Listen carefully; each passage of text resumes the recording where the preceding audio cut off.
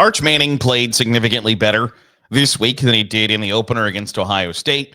19 of 30, almost 300 yards, 4 touchdowns. Did have an interception, but it was a marked improvement over what he did against Ohio State. But that was always going to be the case. He was always going to play better, no matter what, almost, against San Jose State than he was against Ohio State. That's just a byproduct of the talent gap disparity, whatever word you want to use, between the Buckeyes and the Spartans. Like, it's just coupled with the fact that you get an extra week to have preparation, experience, etc. If he hadn't played better against San Jose State, that would be what we were talking about today.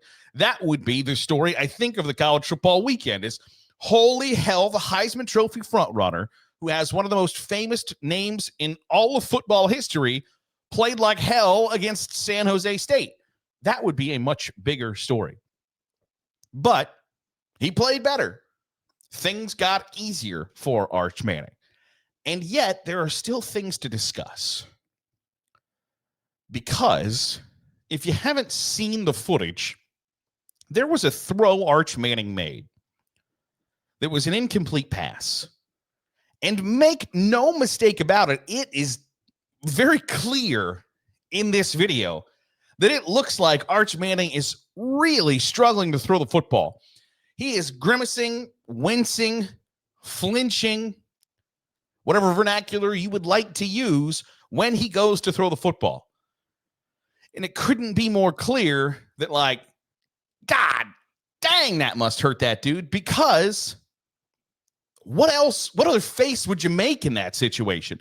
And it wasn't as if it was a grimace of like, man, I should have made a better decision. I should have made a better throw, a more accurate throw.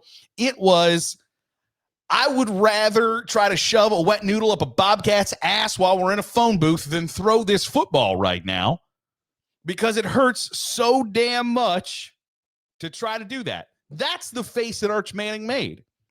And so the question was asked of Texas head coach Steve Sarkisian, hey, is there something going on with Arch Manning? And in my opinion, I think he handled it really poorly and led to more questions. This is what it sounded like. Arch Manning seemed to be having some throwing pains by the According to quarter. who? Arch? Arch said that to you? No. Oh, according to who? It just looked like he was. He doesn't have any. Is there an explanation to why it looked like that? I don't know. I've never filmed any of you guys when you're using the bathroom, so I don't know what faces you make when you're doing that. Okay, so that leads to more questions than anything, because when you get that combative, it makes it seem like you're trying to hide something. It makes it seem as if Arch Manning has a shoulder issue that he's dealing with that you don't want anybody to know about. If the answer, and to their credit, there are Texas fans, Texas media they've gone back to pictures from last year to say, hey, for lack of a better term, Arch Manning just makes dumb faces when he throws the football.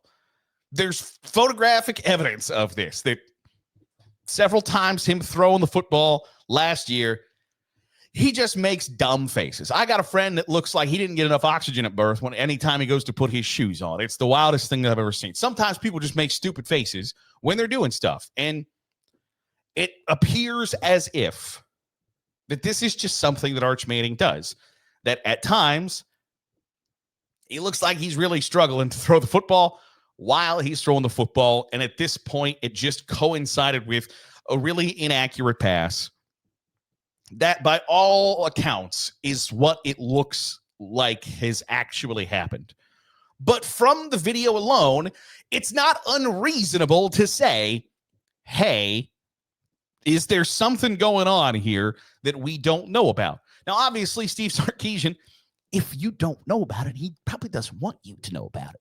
So he's not going to go, oh, yeah, Arch has a torn labrum, and he's been laboring through it because he's a gritty competitor, blah, blah, blah. He's never going to say that.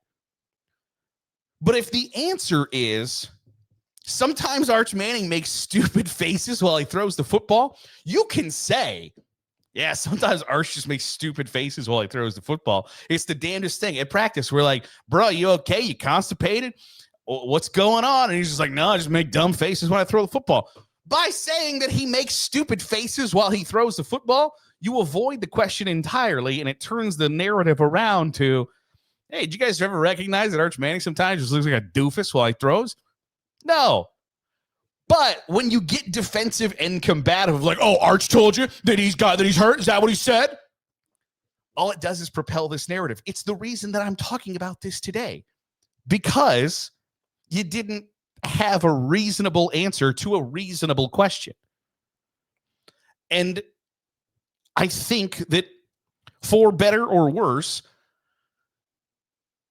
Arch Manning's, I think a lot of people think that Arch Manning only benefits from having that last name, that there are only good things that come from being a Manning. And I'm here to tell you that I don't think that's true, because he has to worry about things that no other college player, let alone no other college quarterback, has to worry about.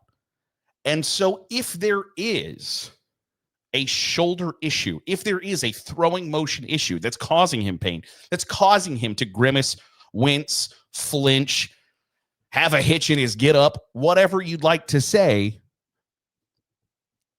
he has to hide that. He has to play through that pain. He has to play through that injury because of the expectations, not only from his last name, but his fan base, his coaching staff, his status as the Heisman Trophy frontrunner coming into the season. He has to deal with all of those things that virtually nobody else has to deal with, has to consider, and has to balance. It's not just strictly all good for Arch Manning. It's not only benefits, it's not only sunshine, rainbows, and the earth poops butterflies for Arch Manning. There is absolutely, unequivocally a downside of being a Manning, of wearing that last name on your jersey, and furthermore, playing that position for that team. Put those two things together, and he's in a really difficult situation. So when situations like this arise, where it looks like you played so poorly against Ohio State, where so many people jumped off the bandwagon because they thought, holy hell, it's clear that this kid has been propped up by his last name, because the performance has not been good enough in this instance to warrant the hype, warrant the last name, warrant everything that came with being Arch Manning. So many people jumped off that ship because the performance was so bad. And then you see video that makes it abundantly clear that, hey, this guy is fighting through something. And then when the head coach is asked about it, the coach says, essentially, shut the bleep up. You don't know what you're talking about. All that does is fuel the question marks of what in the hell is going on here? Because I guarantee you that there are Texas fans who view a 19 of 30 performance against San Jose State as what in the world is wrong with our quarterback. Fair or unfair, right or wrong, I guarantee you there's a subsection of that fan base going, what do we have to do to get this quarterback right? And in a world where everything is a little bit of a conspiracy theory, this would explain the poor play against Ohio State, why Texas was afraid, my words, not theirs, to put everything on Arch Manning in a 1-versus-2 matchup and have him go win the game, that it was a pretty reserved, conservative approach offensively. And then if you expected a 29 of 30 performance for 600 yards and 14 touchdown performance against San Jose State, why he didn't play that well either. I don't think that's an unreasonable conclusion to jump to if you see this video and go, what in the hell is going on with that guy? That explains everything.